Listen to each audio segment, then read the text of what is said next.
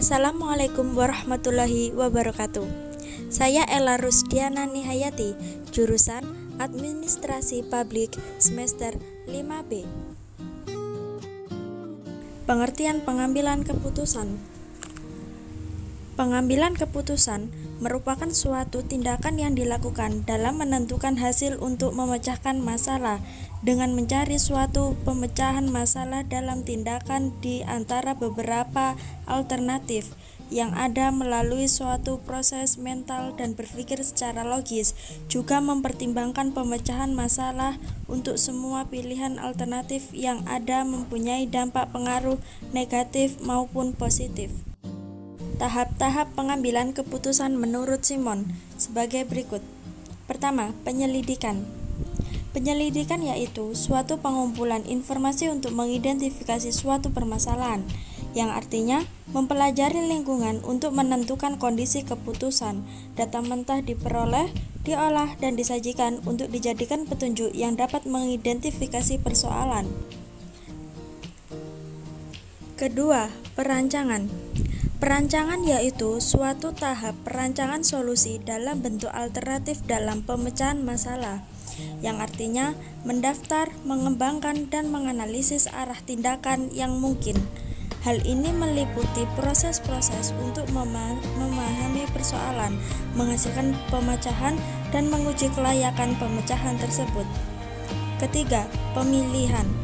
Pemilihan yaitu suatu tahap memilih dari solusi alternatif yang telah disediakan, yang artinya memilih dari arah tindakan tertentu dari semua yang ada. Pilihan ditentukan dan dilaksanakan.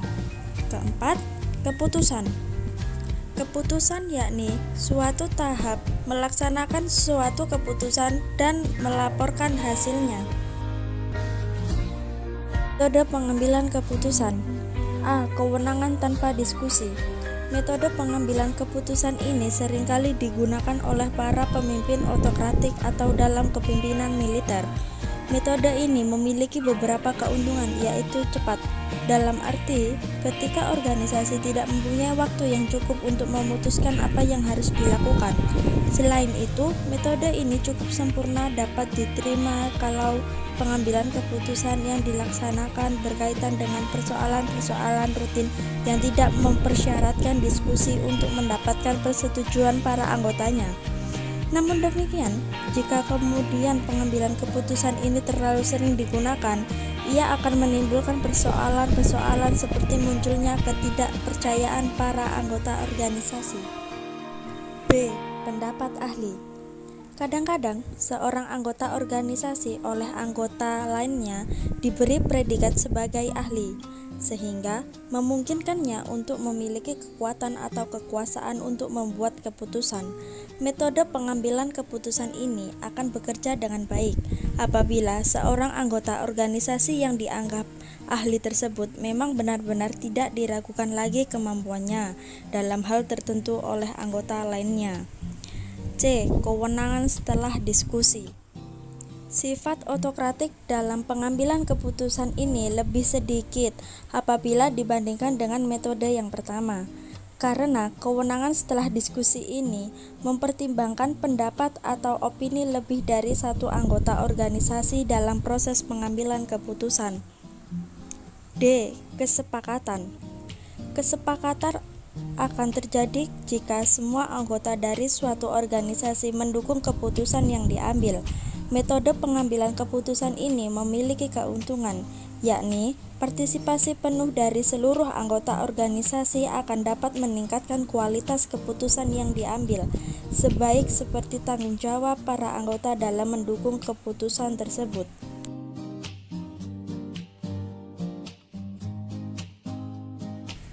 Tujuan pengambilan keputusan dibedakan menjadi dua, yakni tujuan yang bersifat tunggal dan tujuan yang bersifat ganda.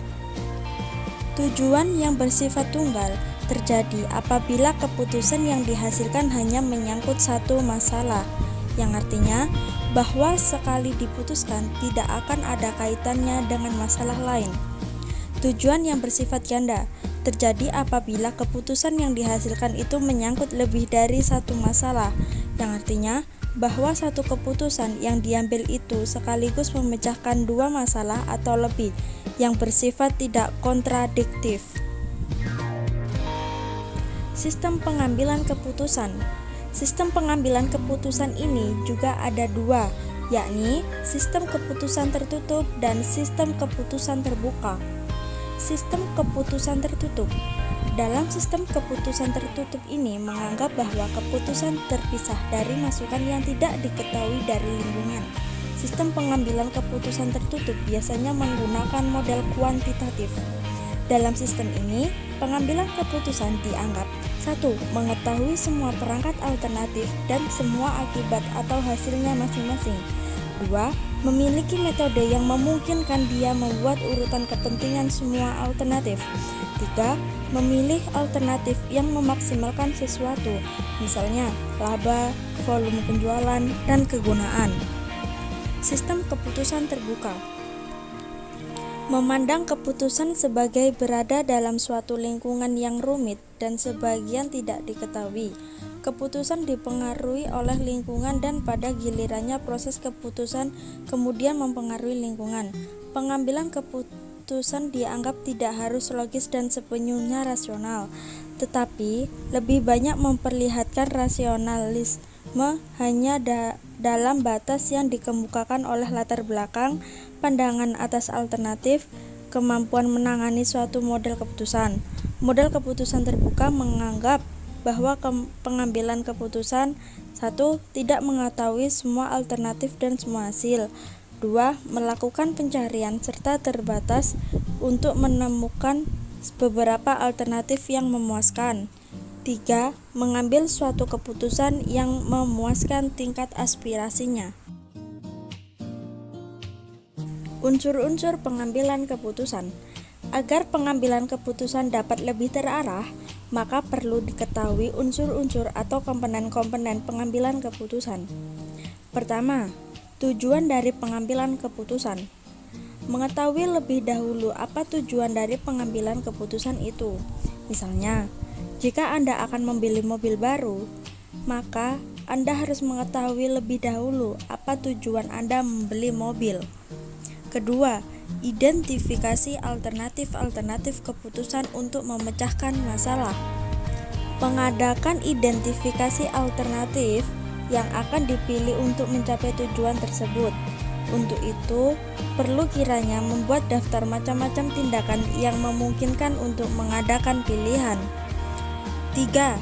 Perhitungan mengenai faktor-faktor yang dapat diketahui sebelumnya atau di luar jangkauan manusia, yang artinya keberhasilan setiap alternatif keputusan dikaitkan dengan tujuan yang dihendaki. Hal ini sangat tergantung pada keadaan yang mungkin berada di luar jangkauan manusia. Peristiwa di luar jangkauan manusia adalah peristiwa yang dapat dibayangkan sebelumnya, namun manusia tidak sanggup atau kurang berdaya untuk mengatasinya. Keputusan untuk membeli mobil baru itu perlu dikaitkan dengan biaya yang dikeluarkan, misalnya biaya pembelian bensin, karena hal ini akan berpengaruh terhadap penghematan bagi pemakaian kendaraan tersebut. Kita dapat memprediksi harga bensin nantinya sebagai peristiwa di luar jangkauan manusia. 4. Sarana atau alat untuk mengevaluasi atau mengukur hasil dari suatu pengambilan keputusan, yang artinya adanya sarana dan alat untuk mengevaluasi atau mengukur keberhasilan dari pengambilan keputusan itu. Selanjutnya, alternatif-alternatif keputusan dan peristiwa di luar jangkauan manusia itu perlu dirinci dengan menggunakan sarana atau alat untuk mengukur pengeluaran yang perlu dilakukan dari setiap alternatif kombinasi keputusan di luar jangkauan manusia. Gaya pengambilan keputusan. Gaya pengambilan keputusan ialah bagaimana seseorang melakukan interpretasi, merespon, dan juga cara seseorang bereaksi kepada situasi yang dihadapinya. Menurut Gus Gun, terdapat 4 gaya pengambilan keputusan, antara lain rasional, intuisi, dependen, dan keraguan. Pertama, rasional. Gaya pengambilan keputusan ini ditandai dengan strategi yang sistematis dan berencana dengan orientasi masa depan yang jelas. Kedua, intuisi. Gaya pengambilan keputusan ini ditandai dengan ketergantungan terhadap pengalaman batin, fantasi, dan kecenderungan untuk mengambil keputusan dengan cepat tanpa banyak mempertimbangkan dan mengumpulkan informasi. Ketiga, dependent. Gaya pengambilan keputusan ini menolak tanggung jawab terhadap pilihan mereka dan melibatkan tanggung jawab itu kepada orang lain. Dengan bahasa lain, gaya ini cenderung pada keputusan orang lain yang mereka anggap sebagai figur otoritas, seperti orang tua, keluarga, dan teman. Terakhir, keraguan. Gaya pengambilan keputusan ini lebih mengarah kepada menghindari situasi pengambilan keputusan atau tanggung jawab terhadap orang lain. Demikian presentasi dari saya tentang konsep pengambilan keputusan part 2. Jika ada kurang lebihnya, saya mohon maaf. Wassalamualaikum warahmatullahi wabarakatuh. Terima kasih.